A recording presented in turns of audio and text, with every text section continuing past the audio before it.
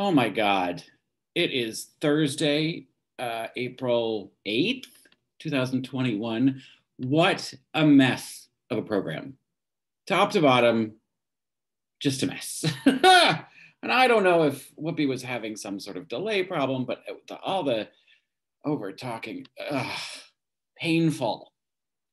You guys need a better technical link to each other because something's fucked up.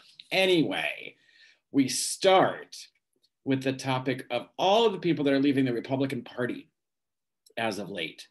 And, everyone comes up with the logical reasons why people are tired of the party of hate, the fact that there is no platform in the Republican Party. If you'll remember, they ran on nothing, zero ideas for 2020.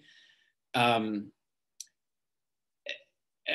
they're just sick of the crazy.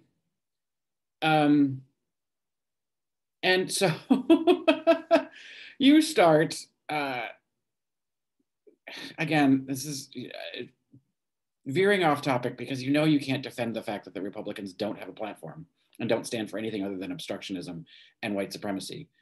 So you start by saying, I don't need a Democrat to tell us how to fix our party. We can do it all on our own. Go ahead. You've been doing such a great job so far. Become the party of crazies and put yourself into political oblivion. Fine by me. But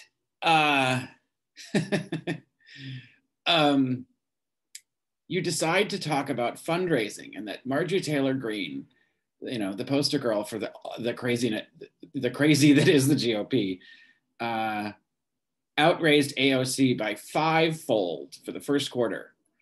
Big fucking deal. If you've been paying attention at all to anything that AOC has been doing since she got to Congress, is been complaining and publicly shaming the established idea that a congressperson is supposed to spend most of their time fundraising. And she has said very specifically, that's not what her role is. She went there to legislate, and that's what she's going to do. So she doesn't spend a lot of time fundraising.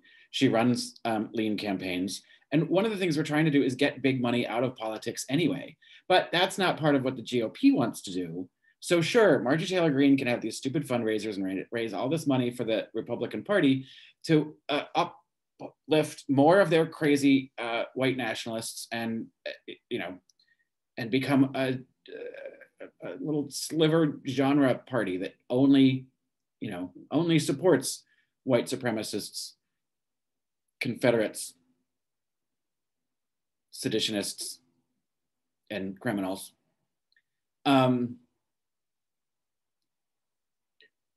Yeah, and it's not a surprise that Marjorie Taylor Greene can also get people to give her money. It's one of the things that made her and Trump and what made that sort of movement so popular is that it's coming from racists. You're a party full of racists, Meghan. They're so happy that there's people out there saying all the things that those darn liberals wouldn't let us say no more. Can't hardly be a Jew hater in this country no more. And yes, you get a redneck accent because there's a lot of you in your party. So that's your big rant about, and you find hope that there's so many independents in the country that just aren't going to pull the lever for a Democrat. I wouldn't be so solid on that bet, lady. But yeah, you didn't offer any solutions to fix it, like, get a platform or decide to do something that's helpful for people. So good job fixing it on your own. Then it's just madness. I don't even remember what the topic was. You didn't want to talk about it. So you said, I don't really have anything to say on this. It's your whole fucking job. That's what you've been hired to do, to talk about the topics of the day. You're not always going to like them all, but it's your job is to say something about it. It doesn't have to have a political agenda attached to it. If you'll notice, your other four co-hosts just give, honest, thoughtful responses. You're the only one sitting there with a very specific professional political agenda, which is to, stamp your name on the Republican talking point of the day. Oh, God. And then we talk about Zoom detention, and you go off on this. Oh, I was in detention so much when I was a kid, school. I've always been a rabble rouser and a straight shooter. And just so proud of the fact that you got sent to detention so many times, which is really being proud of the fact that you're just disturbing other people's ability to get an education.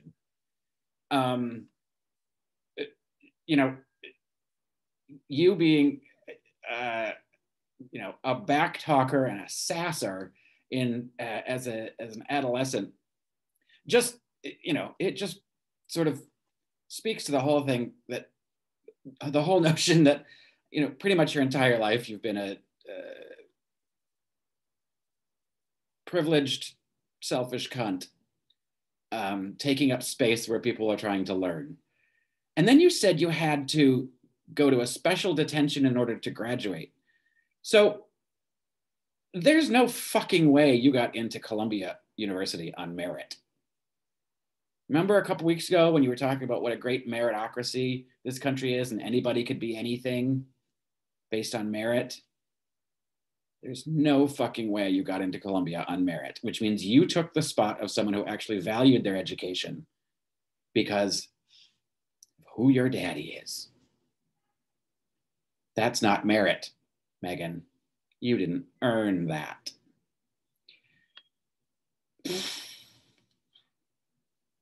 And speaking of earning, you're not earning your living by doing your job. Because again, when it gets to a topic, and it was, what was it? Dating your friend's ex. You skip the topic altogether and go on a rant about Navalny again. I agree with you. Something should be done to help him. He's clearly being in peril in prison. But I don't know what your hard on is for him. Did you fuck him on a semester abroad from Columbia? You are just like a fly on shit with him. So I thought, but didn't you already call on President Biden to do something? So as your position as co-host of The View, I did notice when you were talking about, Republicans needing to go into uncomfortable spaces, you referred to yourself as a conservative on mainstream media. So you're no longer consider yourself the only conservative voice on mainstream media, which is an interesting shift because it wasn't true. And there's lots of conservative voices on Fox News, which is mainstream media. It's a bunch of fucking lies, but it's mainstream. So again, you spent the whole day proving you're terrible at your job. So thanks. Can't wait to see you tomorrow.